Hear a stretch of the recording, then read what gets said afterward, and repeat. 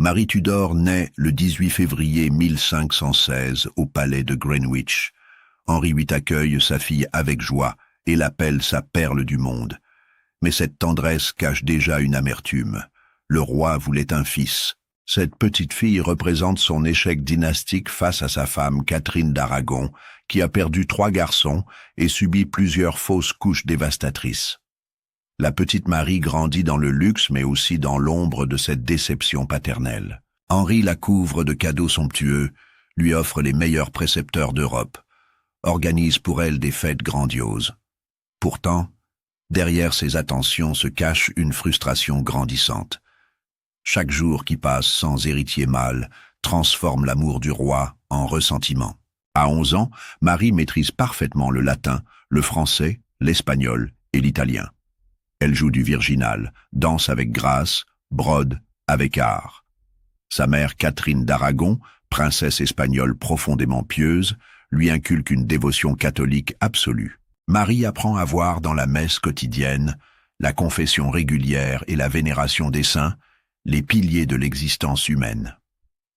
Cette éducation religieuse rigide façonne son caractère. Pour Marie, il n'existe qu'une seule vraie foi, le catholicisme romain. Tout le reste n'est qu'hérésie damnable.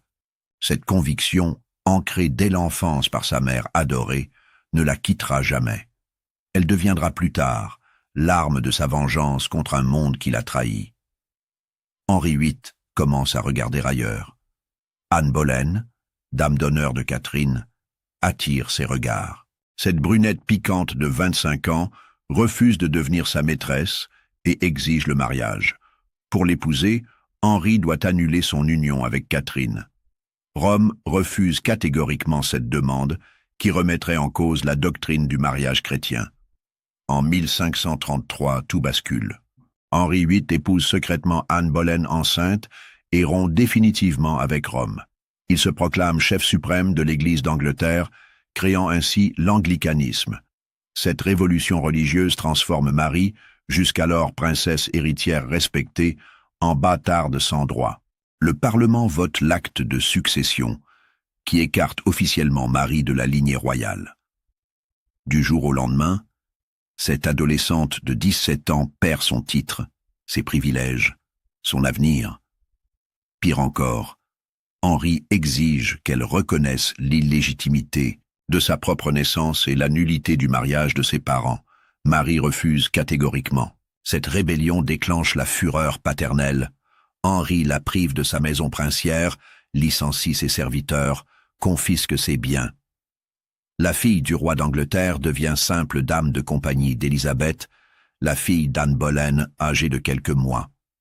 L'humiliation est totale et calculée. Marie, qui régnait sur sa propre cour, doit désormais porter les langes de sa demi-sœur, changer ses couches, bercer ses nuits.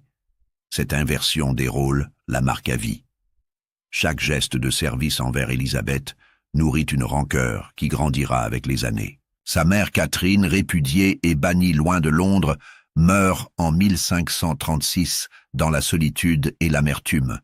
Marie, interdite de lui rendre visite, ne peut même pas assister aux funérailles. Cette séparation forcée et cette mort dans l'isolement créent une blessure béante dans le cœur de la jeune fille. Elle attribue la mort de sa mère aux machinations d'Anne Boleyn et de ses partisans protestants. La même année, Anne Boleyn finit décapitée pour adultère et trahison. Marie assiste à cette chute avec une satisfaction secrète. La justice divine a frappé celle qui avait détruit sa famille, mais cette mort ne répare rien. Henri épouse immédiatement Jeanne Seymour, qui lui donne enfin l'héritier tant désiré, Édouard. Jeanne meurt en couche, laissant un nouveau-né fragile sur le trône d'Angleterre. En 1543, Marie retrouve officiellement sa place dans l'ordre de succession grâce au 3e acte de succession. Elle héritera du trône après Édouard, mais avant Élisabeth. Cette reconnaissance tardive ne guérit pas ses blessures. Au contraire, elle alimente sa détermination à effacer un jour les réformes protestantes de son père et de son demi-frère. Sous le règne d'Édouard VI, l'Angleterre s'enfonce dans le protestantisme radical. Les messes sont interdites.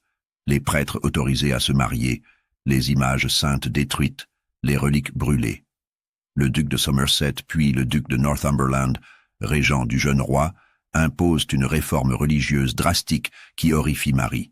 Dans sa chapelle privée de Newhall, Marie continue d'entendre la messe traditionnelle, bravant ouvertement les nouvelles lois religieuses. Cette résistance silencieuse mais obstinée lui vaut des remontrances répétées du conseil privé. Édouard VI lui-même, endoctriné par ses conseillers protestants, exige que sa sœur renonce à ses superstitions papistes. Ces pressions constantes forgent le caractère inflexible de Marie. Chaque interdiction devient pour elle une mission divine. Chaque prêtre chassé, chaque église saccagée, chaque crucifix brisé renforce sa conviction que Dieu l'a choisi pour restaurer la vraie foi en Angleterre. Elle commence à voir dans les protestants non pas des chrétiens aux convictions différentes, mais des hérétiques dangereux qui souillent la terre anglaise. En 1550, la situation devient si tendue que Marie tente même de s'enfuir vers les Pays-Bas espagnols avec l'aide de son cousin l'empereur Charles Quint. Un navire l'attend au large de Maldon dans l'Essex. Mais au dernier moment, elle renonce à fuir. Cette lâcheté supposée la marquera. Elle jure de ne plus jamais reculer face à l'adversité. Les années passent et Marie vieillit sans se marier. À 35 ans, elle reste célibataire, vouée corps et âme à sa mission de restauration catholique. Cette frustration sentimentale et sexuelle ajoute une dimension psychologique troublante à son fanatisme religieux. N'ayant pas d'enfant à chérir, elle reportera plus tard toute son affection maternelle contrariée sur l'Église catholique qu'elle considère comme sa seule vraie famille.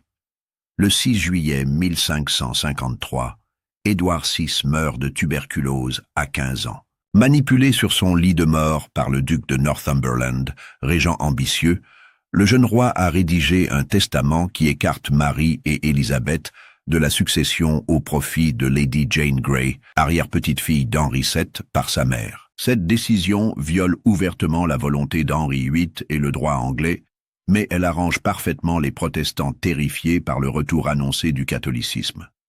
Jane Grey, âgée de seulement 16 ans, est une protestante convaincue et cultivée, parlant couramment le grec et le latin. Northumberland a marié cette jeune fille à son propre fils, Lord Guilford Dudley, faisant d'elle l'instrument involontaire de ses ambitions dynastiques. Le 10 juillet 1553, Jane Grey est proclamée reine d'Angleterre, dans la grande salle de la Tour de Londres. La cérémonie se déroule dans une atmosphère pesante. Jane elle-même semble écrasée par le poids de cette couronne qu'elle n'a jamais désirée. Certains témoins rapportent qu'elle a fondu en larmes en apprenant sa désignation. À Kenning Hall, dans le Norfolk, Marie apprend la nouvelle avec stupéfaction puis colère. Cette femme de 37 ans, qu'on croyait résignée à son sort de vieille fille délaissée, révèle soudain une énergie et une détermination redoutables. Elle refuse catégoriquement de se laisser dépouiller une seconde fois de ses droits légitimes.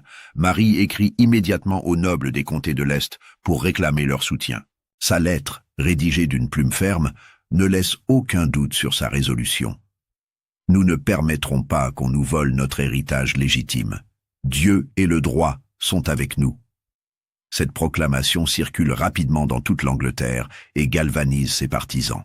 Le peuple anglais, attaché à la légitimité dynastique traditionnelle, se rallie massivement à Marie. En quelques jours, son armée improvisée grossit de milliers d'hommes venus de tous les horizons sociaux. Des nobles catholiques aux simples paysans, tous semblent préférer la fille légitime d'Henri VIII à cet inconnu imposé par un complot de palais.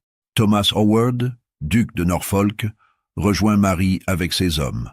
Robert Dudley, frère de Guilford et fils du duc de Northumberland, tente d'intercepter la reine légitime, mais ses propres soldats l'abandonnent en chemin.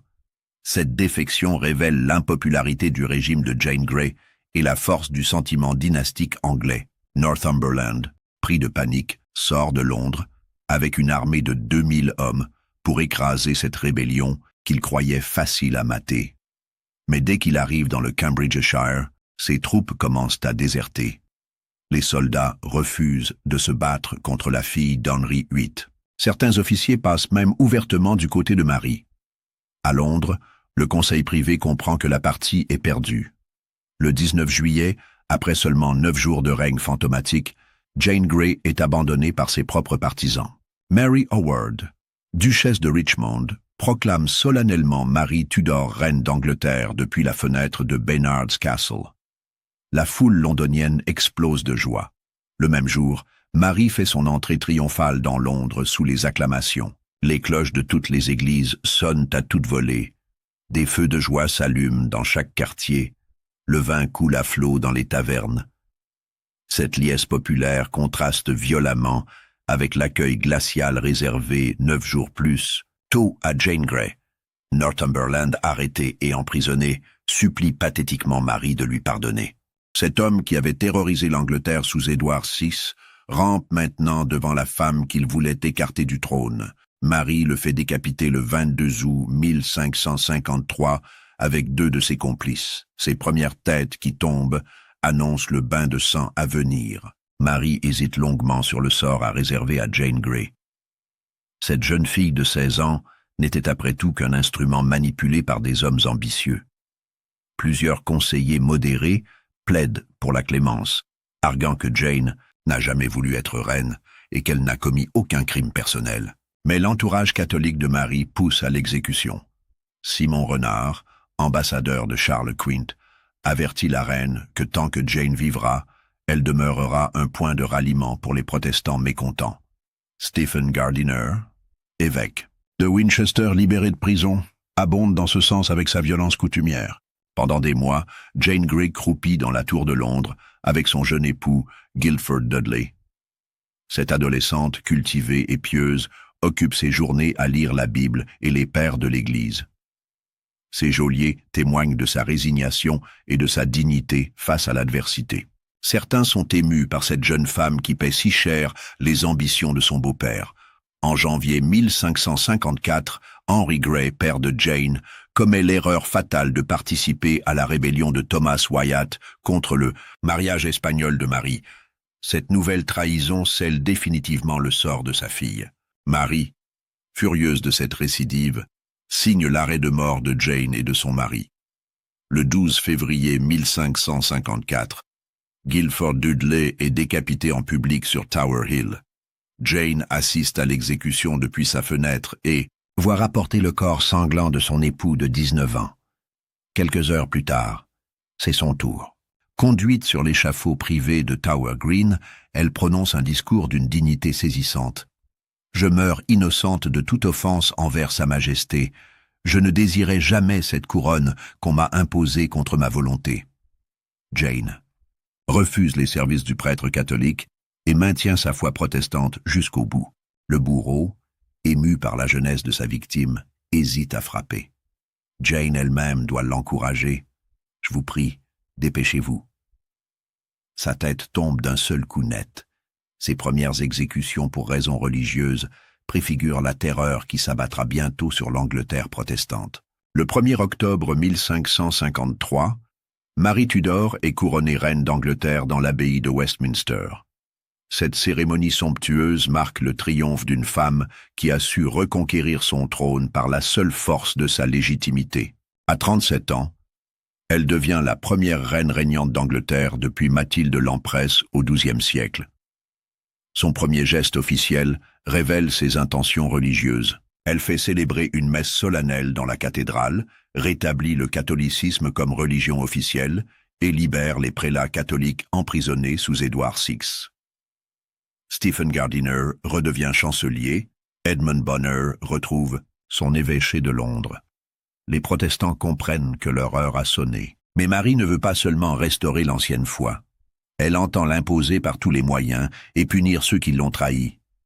Pour mener cette croisade, elle a besoin d'un allié puissant et d'un époux qui lui donnerait enfin l'héritier, catholique dont rêve l'Angleterre traditionnaliste. Son choix se porte sur Philippe II d'Espagne, fils de l'empereur Charles Quint et champion de la contre-réforme catholique en Europe. Ce prince de 27 ans, séduisant et cultivé, gouverne déjà les Pays-Bas et dispose d'une expérience politique considérable. Pour Marie, vieille fille de 38 ans, c'est l'homme providentiel qui l'aidera à accomplir sa mission divine. Mais cette union terrifie les Anglais qui craignent de tomber sous la domination espagnole. L'Espagne de Charles Quint est la grande puissance européenne, maîtresse de l'Amérique et de ses trésors. Les Anglais redoutent de devenir une simple province de cet empire colossal. Des émeutes éclatent à Londres dès l'annonce des négociations matrimoniales. Thomas Wyatt le Jeune, gentilhomme du Kent et fils du poète célèbre, organise une rébellion armée en janvier 1554. 3000 hommes marchent sur Londres pour empêcher ce mariage maudit. Wyatt proclame que les Anglais ne doivent pas accepter la servitude espagnole et que Marie doit épouser un compatriote. Marie fait preuve d'un courage personnel remarquable. Alors que ses conseillers lui conseillent de fuir la capitale, elle se rend à Guildhall et harangue la foule londonienne. « Je suis votre reine légitime, et je ne laisserai pas des rebelles dicter ma conduite. Si mon mariage vous déplaît, rappelez-vous que je préfère mourir célibataire plutôt que d'épouser contre mon gré. » Cette détermination galvanise ses partisans. L'armée royale, commandée par le vieux duc de Norfolk, écrase facilement les rebelles mal organisés. Wyatt, capturé, est décapité avec une centaine de ses complices. Cette répression sanglante donne un avant-goût de la brutalité du règne qui commence. Le mariage a lieu le 25 juillet 1554 dans la cathédrale de Winchester, ville symbolique du catholicisme anglais. Philippe II, arrivé quelques jours plus tôt, accompagné d'une suite de 4000 Espagnols, découvre une épouse vieillie et aigrie dont il a vu le portrait flatté par le Titien. La différence d'âge, 11 ans, se voit cruellement. Marie, à 38 ans, a le teint brouillé et les traits tirés par les épreuves. Ses cheveux roux commencent à grisonner, ses dents se gâtent, sa myopie s'aggrave. Face à elle, Philippe resplendit de jeunesse et de prestance. Ce prince accompli parle plusieurs langues, joue de la guitare, compose des vers. Malgré ces différences, Marie tombe éperdument amoureuse de son jeune époux. Pour la première fois de sa vie, cette vieille fille frustrée découvre les émois de la passion. Elle couvre Philippe de cadeaux somptueux, bijoux, tapisseries, chevaux arabes. Cette générosité excessive amuse la cour espagnole qui voit dans la reine anglaise une vieille femme pathétique. Philippe, lui, ne ressent aucun sentiment pour sa femme. Il ne voit en elle qu'un instrument politique pour étendre l'influence espagnole en Europe du Nord. Ses lettres à son père, Charles Quint, révèlent sa froideur. La reine m'aime plus que je ne saurais le dire, mais elle n'est point belle et paraît plus vieille que son âge.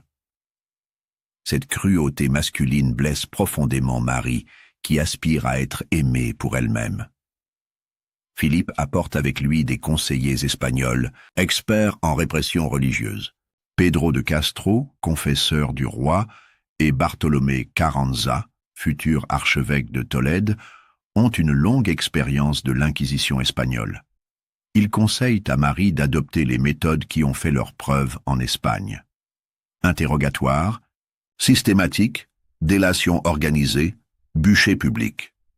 En novembre 1554, le cardinal Reginald Pole arrive de Rome comme légat pontifical pour réconcilier officiellement l'Angleterre avec l'Église catholique. Ce cousin de Marie, qui a passé 20 ans en exil, apporte avec lui l'autorité papale et l'expérience de la contre-réforme italienne. Ensemble, Marie, Philippe et Paul préparent méthodiquement la grande persécution qui va ensanglanter l'Angleterre. Le 20 janvier 1555 marque le point de non-retour. Le Parlement, sous la pression conjuguée de Marie et de Philippe, rétablit les anciennes lois médiévales contre l'hérésie. Ces textes draconiens, tombés en désuétude depuis Henri VIII, ressuscitent soudain pour terroriser l'Angleterre protestante. Désormais, tout Anglais qui refuse de reconnaître l'autorité papale, nie la transsubstantiation ou conteste un dogme catholique, peut être jugé pour hérésie. La procédure est expéditive. Interrogatoire par l'évêque local, jugement, par un tribunal ecclésiastique, condamnation automatique en cas de refus d'abjuration. La sentence est toujours la même, le bûcher.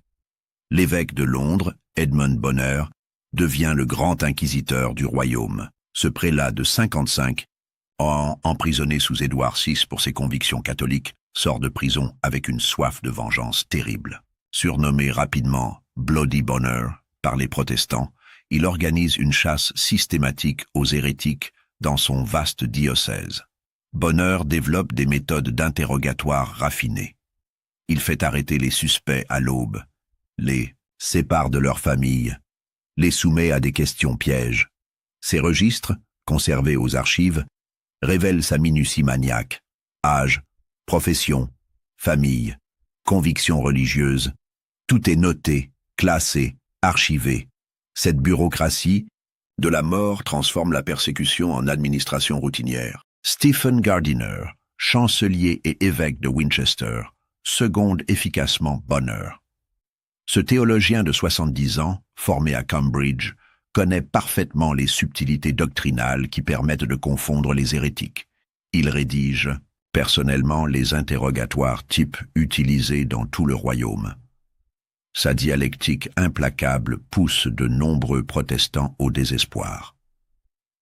Marie supervise personnellement cette campagne d'extermination. Elle lit chaque rapport d'arrestation, étudie les profils des accusés, décide qui mérite la clémence et qui doit mourir. Ses annotations manuscrites sur les dossiers révèlent son investissement personnel. Hérétique obstiné à brûler, peut abjurer si pressé, exemple à faire pour terroriser les autres.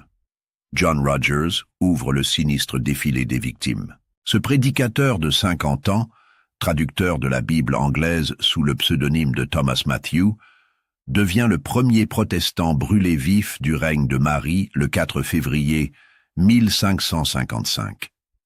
Père de 11 enfants, il refuse jusqu'au bout d'abjurer sa foi malgré les supplications de sa femme. Conduit au bûcher de Smithfield devant des milliers de spectateurs, Rogers fait preuve d'un courage qui impressionne même ses bourreaux. Il récite des psaumes pendant qu'on l'attache au poteau, bénit la foule, pardonne à ses persécuteurs. Ces derniers mots résonnent dans le silence. Je remets mon âme entre les mains de Dieu mon Créateur. Les flammes qui consument son corps embrasent aussi l'Angleterre protestante. Cette première exécution religieuse depuis des décennies traumatise l'opinion publique. Même les catholiques modérés s'interrogent sur l'opportunité de ces méthodes extrêmes. Mais Marie, loin d'être ébranlée, y voit la confirmation de sa mission divine. 4 jours plus tard, Lawrence Saunders subit le même sort à Coventry. Ce recteur de 40 ans, diplômé d'Eton et de Cambridge, avait prêché contre la messe catholique sous Édouard VI. Arrêté dès l'avènement de Marie, il refuse obstinément de se rétracter. Sa mort provoque des émeutes dans le Warwickshire que l'armée royale réprime dans le sang. Le 9 février 1555, double exécution particulièrement symbolique. John Hooper, évêque de Gloucester, et Roland Taylor, recteur de Hadlake dans le Suffolk, brûlent simultanément. Ces 2 hommes respectés incarnent le protestantisme anglais dans ce qu'il a de plus noble, érudition théologique, dévouement, pastoral, intégrité morale. L'agonie de Hooper marque durablement les esprits. Le bois vert et humide de février brûle mal.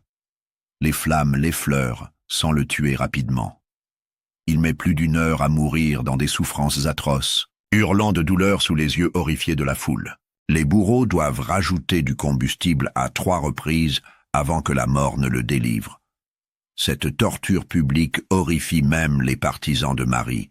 Alfonso de Castro, confesseur espagnol de Philippe II, condamne publiquement ces exécutions cruelles qui risquent de provoquer une révolte. Simon Renard, ambassadeur de Charles Quint, met en garde la reine contre les conséquences de cette politique brutale. Mais Marie reste sourde à ces critiques.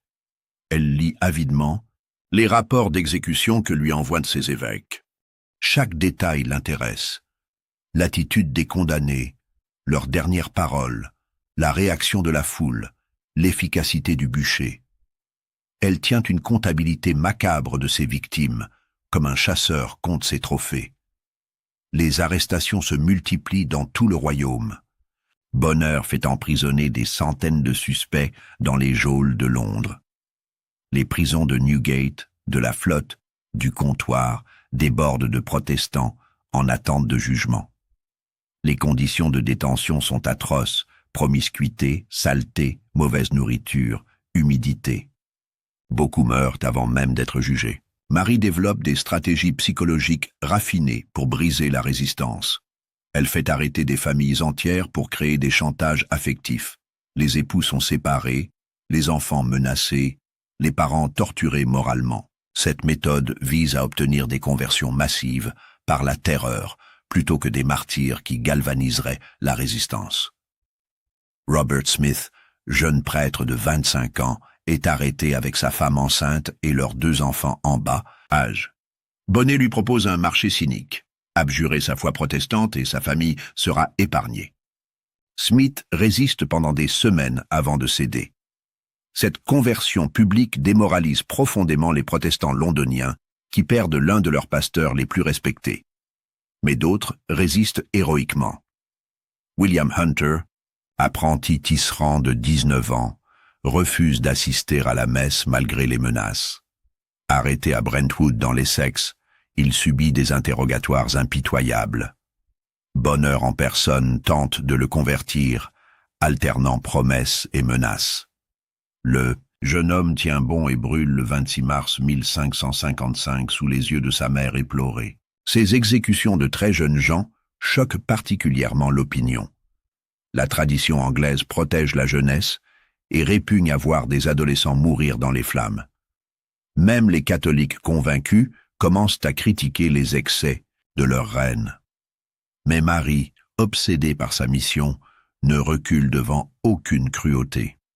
Le 16 octobre 1555, Marie frappe un grand coup en organisant l'exécution publique simultanée de Hugh Latimer et Nicholas Ridley, 2 figures emblématiques du protestantisme anglais.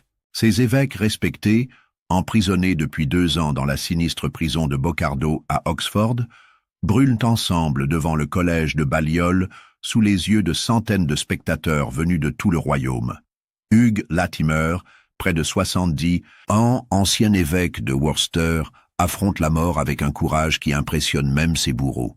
Cet homme frêle et voûté, qui a consacré sa vie à prêcher l'Évangile, trouve dans la perspective du martyr une force surhumaine. Attaché au même poteau que son ami Nicholas Ridley, il lui lance ces mots devenus légendaires. « Courage, maître Ridley, soyez un homme. Nous allumerons aujourd'hui une telle chandelle en Angleterre qu'elle ne s'éteindra jamais. J'en suis sûr. » Nicholas Ridley, évêque de Londres sous Édouard VI, théologien brillant formé à Cambridge et Paris, garde également sa dignité face à la mort. Cet homme de 55 ans, qui a contribué à rédiger le Book of Common Prayer, anglican, refuse jusqu'au bout les offres de grâce conditionnelle. « Je ne peux renier la vérité évangélique pour sauver ma vie périssable », déclare-t-il à ses juges. Le supplice de Ridley tourne au cauchemar. Le bois, mal préparé par des bourreaux inexpérimentés, brûle très lentement. Seuls les jambes de l'évêque se consument d'abord, tandis que le haut de son corps reste intact. Il hurle de douleur pendant de longues minutes, suppliant qu'on active le feu. Son beau-frère, ému par cette agonie interminable, jette finalement de la poudre à canon dans les flammes pour abréger ses souffrances. Latimer, plus chanceux, meurt rapidement étouffé par la fumée épaisse. Ses dernières paroles, rapportées par les témoins, résonnent comme une prophétie.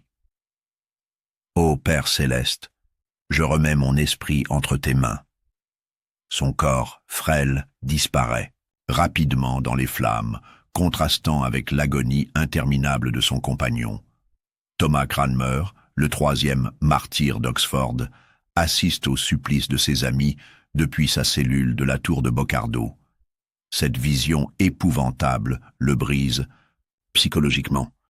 L'ancien archevêque de Canterbury, artisan principal de la réforme anglaise sous Henri VIII et Édouard VI, sombre dans une dépression profonde qui facilitera sa chute morale.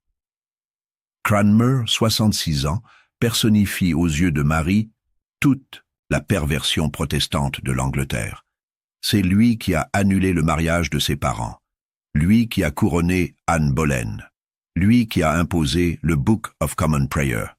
Pour la reine, obtenir sa conversion publique vaudrait 1000 autres abjurations. Elle déchaîne donc contre lui une guerre psychologique impitoyable. Pendant des mois, les théologiens catholiques les plus habiles se relaient au chevet de Cranmer. Pedro de Soto, confesseur de Charles Quint, Juan de Villagarcia, professeur à Salamanque, déploient toute leur science pour ébranler ses convictions. Ils alternent arguments théologiques subtils et menaces voilées, promesses de clémence et évocation des flammes. L'isolement total finit par avoir raison de la résistance de Cranmer. Coupé du monde extérieur, privé de livres protestants, soumis à un bombardement quotidien de propagande catholique, le vieil homme commence à douter. Ses geôliers rapportent qu'il pleure souvent, marmonne des prières confuses, semble perdre la raison. Le 11 décembre 1555, premier craquage. Cranmer signe une abjuration partielle, où il reconnaît l'autorité du pape en matière de foi et de morale. Cette première capitulation ne satisfait pas Marie qui exige une rétractation complète de ses erreurs passées. La pression psychologique s'intensifie. Entre janvier et février 1556, Cranmer signe 5 autres abjurations de plus en plus humiliantes. Il reconnaît la transsubstantiation, condamne ses propres écrits, implore le pardon de sa très gracieuse majesté pour ses crimes abominables. Ces textes pathétiques révèlent l'effondrement moral d'un homme brisé. Marie savoure ce triomphe.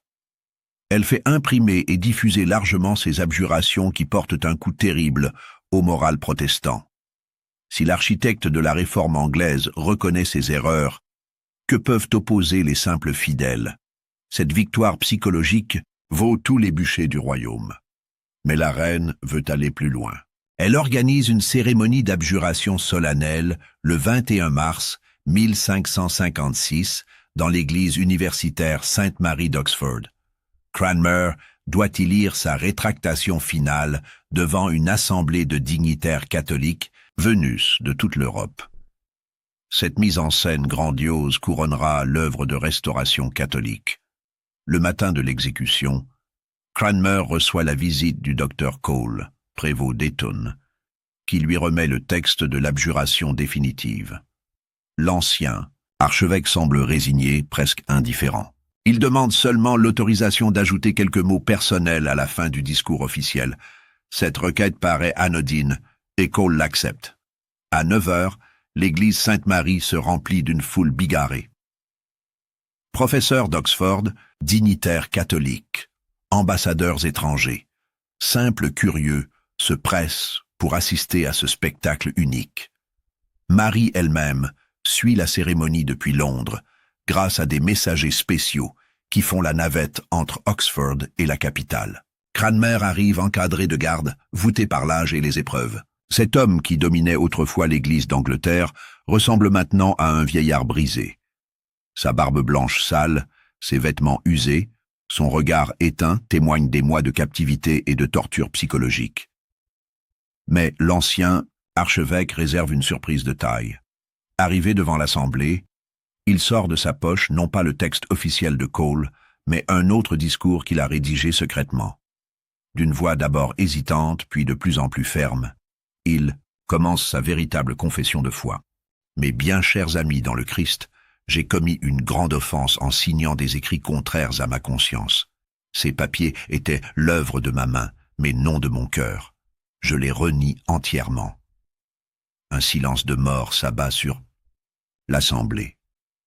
Les dignitaires catholiques, pétrifiés, n'osent interrompre ce revirement spectaculaire. Cranmer continue d'une voix de plus en plus forte.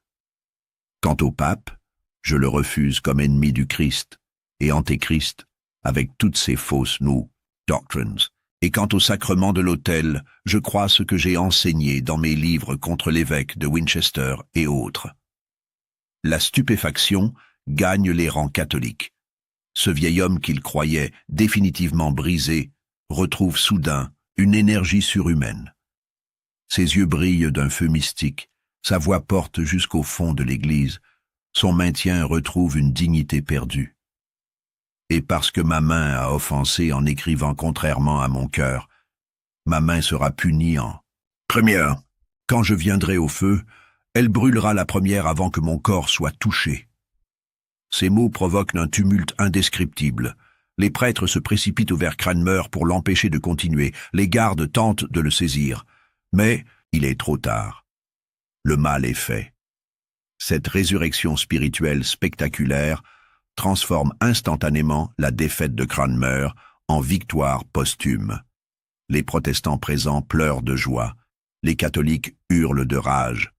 Le plan soigneusement orchestré par Marie s'effondre en quelques minutes. Traîné immédiatement vers le bûcher préparé dans Broad Street, Cranmer retrouve toute sa détermination. Il marche d'un pas ferme vers les flammes, récite des prières à haute voix, bénit la foule protestante qui l'acclame. Cette transformation stupéfie même ses bourreaux habitués aux lâchetés de dernière minute. Arrivé au poteau, Cranmer respecte sa promesse. Il tend résolument sa main droite vers les flammes naissantes en criant « Cette main indigne, cette main indigne ». Il maintient ce geste héroïque jusqu'à ce que le membre soit entièrement consumé, sans pousser un seul cri de douleur. Son courage face à la mort achève de transformer sa capitulation temporaire en triomphe éternel. Les témoins protestants, galvanisés par ce spectacle, propagent rapidement la nouvelle dans toute l'Angleterre. L'homme qui semblait le symbole de la défaite protestante devient paradoxalement celui de sa résurrection. Cette volte-face de Cranmer met Marie dans une rage folle. Elle qui croyait tenir sa plus belle victoire, voit son triomphe se transformer en catastrophe. La conversion publique de l'architecte de la Réforme devait porter un coup fatal au protestantisme anglais. Son reniement final relance au contraire la résistance avec une vigueur nouvelle. Loin de modérer sa politique répressive, la reine l'intensifie avec une cruauté décuplée. Chaque acte de défiance protestant renforce sa conviction que seule une extermination totale peut sauver l'Angleterre catholique. Les bûchers se multiplient dans tout le royaume avec une fréquence effrayante. Edmund Bonner reçoit des instructions particulièrement sévères. Il doit accélérer les procédures, multiplier les arrestations, éliminer systématiquement tous les meneurs protestants. Son diocèse de Londres devient un véritable abattoir où les hérétiques disparaissent par dizaines chaque mois. Les méthodes se raffinent avec l'expérience. Marie fait maintenant arrêter des familles entières pour créer des chantages affectifs insupportables. Thomas Benbridge, gentilhomme du Hampshire, voit sa femme et ses enfants emprisonnés pour le forcer à abjurer. Il résiste et brûle le 19 juillet 1556, mais sa famille reste en prison, jusqu'à la mort de la reine. La terreur s'étend aux classes populaires avec une brutalité particulière. Marie fait brûler des artisans, des marchands, des paysans coupables seulement de posséder une Bible anglaise ou d'avoir écouté un sermon protestant. Ces exécutions de gens simples traumatisent profondément la population qui se reconnaît dans ses victimes. Joan Waste illustre cette cruauté aveugle. Cette couturière aveugle de 22 ans, née à Derby, ne sait ni lire ni écrire, mais a mémorisé de longs passages bibliques en les entendant lire. Arrêtée pour avoir refusé d'assister à la messe, elle maintient sa foi malgré les menaces. Son handicap même ne l'épargne pas. Elle brûle le 1er août 1556. 56 femmes périssent dans les bûchers de Marie Tudor, révélant l'implacabilité particulière de la reine envers son propre sexe. Ces mères de famille, souvent issues du peuple, affrontent la mort avec un courage qui bouleverse les témoins masculins habitués à leur supposée faiblesse.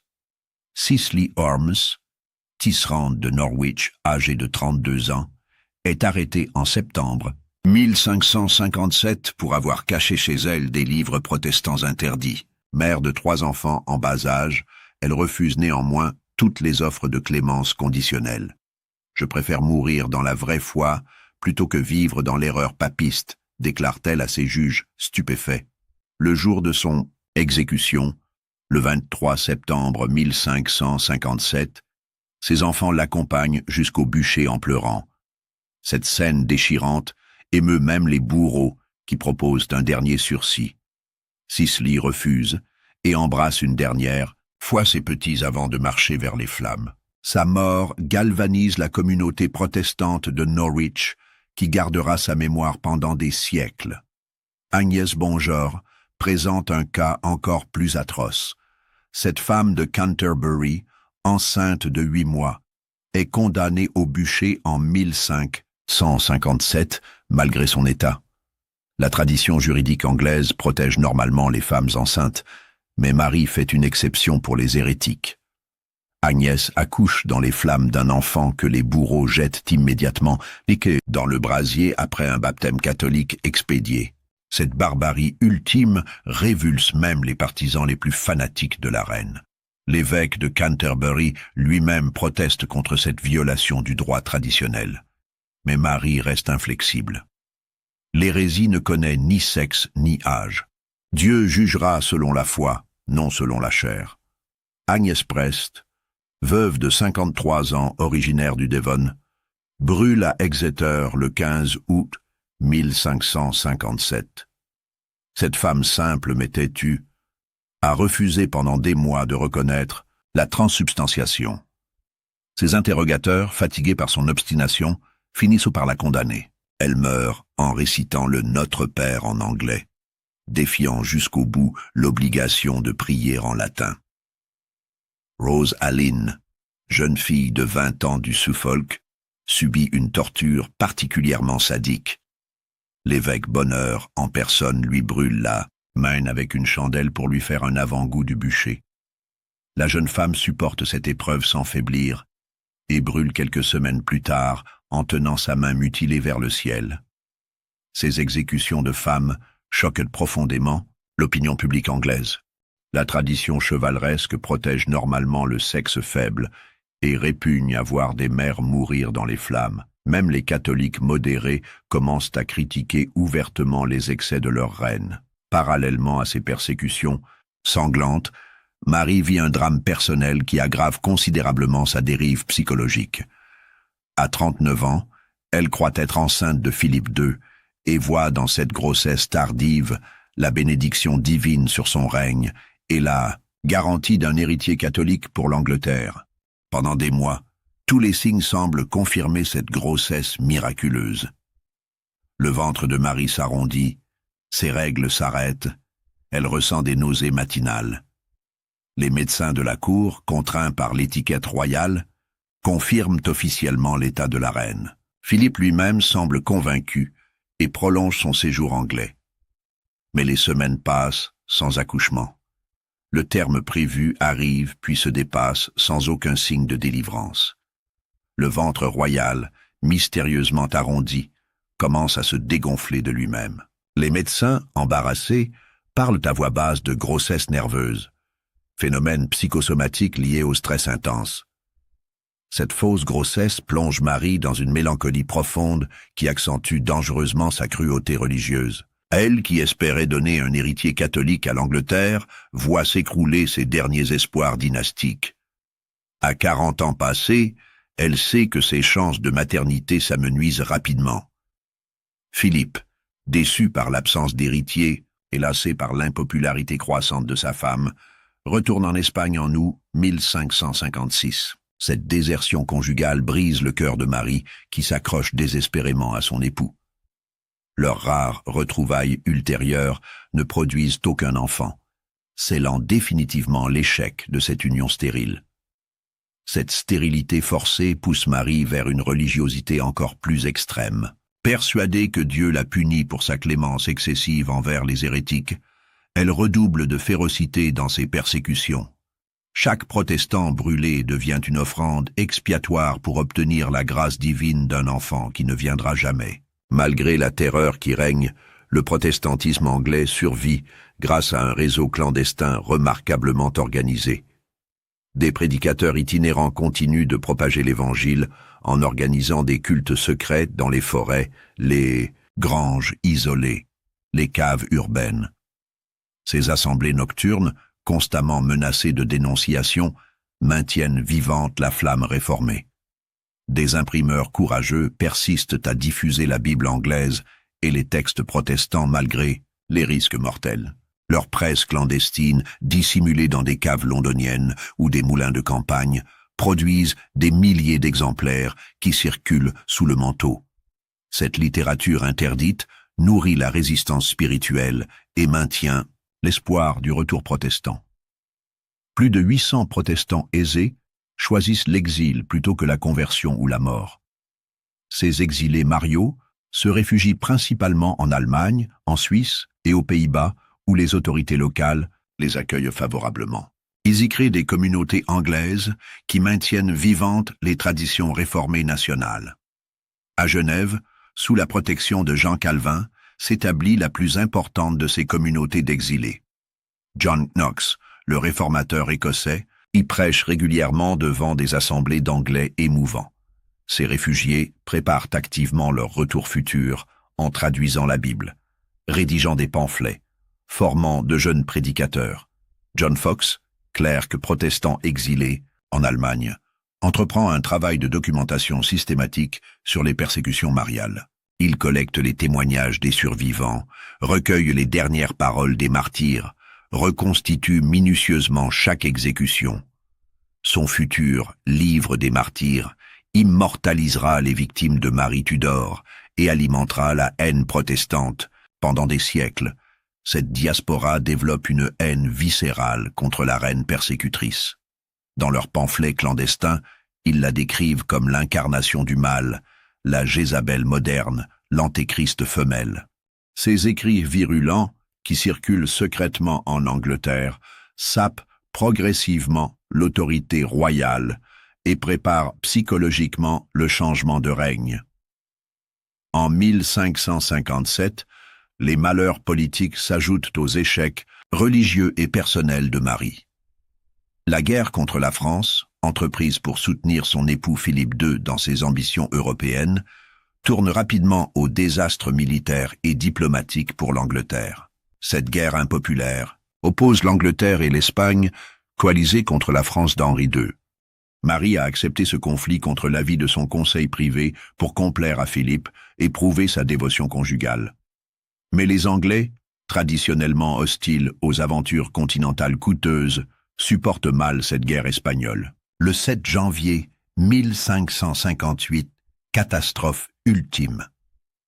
Les troupes françaises du duc François de Guise s'emparent de Calais après un siège de quelques jours seulement. Cette place forte, possession anglaise depuis 211, symbolisait la grandeur européenne du royaume. Sa perte, directement liée au mariage espagnol impopulaire, achève de discréditer Marie aux yeux de ses sujets. Cette défaite humiliante brise le cœur patriote de la reine. Calais représentait pour elle l'héritage de ses ancêtres plantagenets et la preuve de la vocation continentale anglaise. Voir cette ville historique tomber aux mains françaises la plonge dans un désespoir qui aggrave encore son état de santé déjà précaire. Les Anglais accusent unanimement leur souveraine d'avoir sacrifié les intérêts nationaux à sa dévotion catholique et à son amour pour Philippe. Cette trahison supposée s'ajoute aux persécutions religieuses pour dresser un réquisitoire accablant contre le règne marial. Même les catholiques anglais les plus fidèles commencent à douter de leur reine. Marie sombre dans une mélancolie profonde qui confine à la dépression. Elle qui rêvait de restaurer la grandeur catholique de l'Angleterre voit son royaume affaibli, divisé, isolé diplomatiquement. Ses conseillers les plus lucides tentent de la convaincre de modérer ses persécutions pour réconcilier la nation, mais elle refuse obstinément tout compromis. L'année 1558 voit paradoxalement une recrudescence des exécutions religieuses, comme si Marie voulait accélérer son œuvre purificatrice avant la mort qu'elle sent approcher. Cette intensification de la terreur révèle l'aveuglement total d'une reine qui ne comprend pas que ses persécutions produisent l'effet inverse de celui recherché. 5 protestants brûlent ensemble à Canterbury le 10 mai 1558 dans une exécution collective particulièrement spectaculaire. 6 autres subissent le même sort à Lewes le 22 juin suivant. Ces hécatombes simultanées témoignent de l'industrialisation de la répression mariale et de sa dimension quasi-génocidaire. Thomas Benbridge, gentilhomme de Winchester âgé de 67 ans, est brûlé le 19 juillet 1558 pour avoir affirmé que les saints ne peuvent intercéder auprès de Dieu. Sa femme et ses enfants, contraints d'assister au supplice, voient leur père et époux disparaître dans les flammes en récitant le credo en anglais. Cette scène atroce, reproduite des centaines de fois à travers l'Angleterre, marque durablement l'inconscient collectif national. Richard Woodman, fermier du Sussex, brûle avec 9 compagnons à Lewes le 22 juin 1557, dans la plus importante exécution collective du règne. Cet homme simple mais obstiné avait osé critiquer publiquement la messe catholique. Son martyre galvanise les communautés rurales protestantes du sud de l'Angleterre qui garderont sa mémoire pendant des générations. Les dernières victimes de Marie Tudor périssent en novembre 1558, quelques jours seulement avant la mort de la reine. Cette persistance jusqu'au bout révèle l'obsession morbide de Marie pour ses persécutions. Même, agonisante dans son lit de St. James, elle continue de signer des arrêts de mort contre les hérétiques avec une détermination qui glace ses propres conseillers. Le bilan final de cette terreur organisée dépasse l'entendement. 284 protestants brûlés vifs en 4 années de règne, soit environ 1 mort tous les 5 jours ouvrables. À ce chiffre officiel s'ajoutent les victimes mortes en prison, les exilés contraints de fuir leur patrie, les familles brisées par la répression. Cette saignée traumatise l'Angleterre pour des siècles et inocule une méfiance viscérale envers le catholicisme. Le 17 novembre 1558, Marie Tudor s'éteint au palais de St. James dans d'atroces souffrances. Elle n'a que 42 ans, mais paraît en avoir 20 de plus, tant les épreuves l'ont vieilli prématurément. Les médecins de l'époque évoquent un cancer de l'utérus ou une épidémie de grippe, mais les contemporains les plus lucides savent qu'elle est morte de chagrin et d'amertume. Ces dernières paroles révèlent l'ampleur de son désespoir final. Quand on ouvrira mon corps après ma mort, on trouvera gravé sur mon cœur le nom de Calais. Cette obsession géopolitique masque mal l'échec plus profond de son règne et de sa vie. Elle qui voulait sauver l'Angleterre du protestantisme lègue un royaume plus anticatholique et plus divisé que jamais. Sa mort déclenche immédiatement une explosion de joie populaire qui mesure son impopularité. Dans les rues de Londres, les cloches sonnent à toute volée, des feux de joie s'allument spontanément, la foule danse et chante des cantiques de libération. Cette liesse spontanée et générale contraste violemment avec les funérailles officielles célébrées dans un silence de plomb. Élisabeth, sa demi-sœur protestante, monte sur le trône dans l'enthousiasme général. La nouvelle reine, âgée de 25 ans, incarne l'espoir d'une Angleterre réconciliée avec elle-même et débarrassée des bûchers. Philippe II d'Espagne tente bien de conserver son influence en demandant la main d'Élisabeth, mais celle-ci refuse catégoriquement cette union maudite. L'Angleterre retrouve ainsi simultanément son indépendance politique et sa liberté religieuse. Le protestantisme, loin d'être éradiqué par 5 années de persécutions sanglantes, renaît avec une vigueur décuplée. Les martyrs de Marie Tudor deviennent les héros fondateurs d'une identité nationale anglaise désormais indissolublement liée à la Réforme. Le règne de Marie Tudor laisse des cicatrices indélébiles dans la conscience collective anglaise. Son surnom de Bloody Mary traverse les siècles et les océans pour devenir synonyme universel de fanatisme religieux et de cruauté gratuite. Les 284 protestants brûlés vifs se transforment en martyrs fondateurs de l'identité nationale anglaise moderne. John Foxe publie en 1563 son monumental « Livre des martyrs » qui immortalise définitivement les victimes de la terreur mariale. Cette œuvre de 2000 pages, traduite en anglais et largement diffusée, façonne pour des générations l'image de Marie Tudor comme tyran sanguinaire. Chaque foyer protestant anglais possède son exemplaire et transmet ainsi la mémoire traumatisante des persécutions. L'Église anglicane officialise cette mémoire en faisant du 16 octobre une journée de commémoration annuelle des martyrs d'Oxford. Cranmer, Latimer et Ridley deviennent des figures héroïques du protestantisme mondial. Leurs dernières paroles sont gravées sur des monuments, leurs portraits ornent les églises, leurs écrits théologiques nourrissent la doctrine réformée. Cette sacralisation posthume des victimes contribue durablement à diaboliser le catholicisme aux yeux des Anglais. Pendant des siècles, les papistes sont automatiquement suspectés de vouloir rétablir les bûchers et la terreur religieuse. Cette phobie anticatholique empoisonne la politique britannique jusqu'au XXe siècle et justifie toutes les discriminations.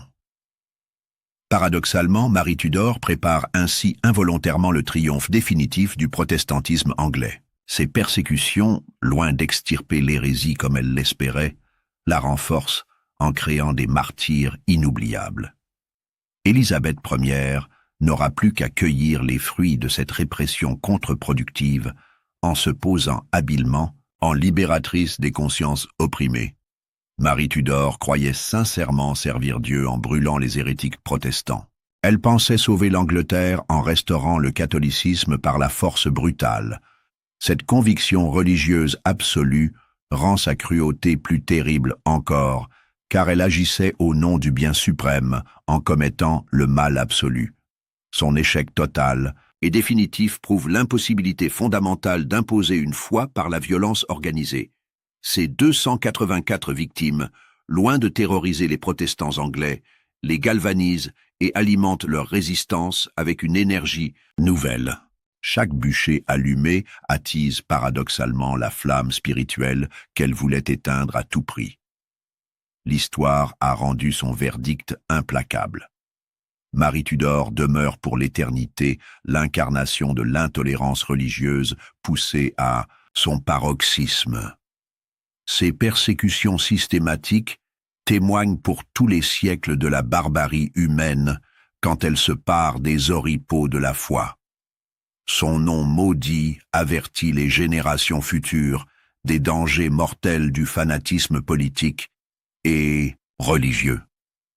Ainsi s'achève tragiquement l'histoire de la reine qui brûlait 280 protestants vivants. Marie Tudor voulait régner absolument sur les corps et les âmes de ses sujets récalcitrants. Elle ne laisse finalement qu'un royaume traumatisé, une réputation à jamais maudite et une leçon d'histoire que l'humanité ne devrait jamais oublier sous peine de récidive.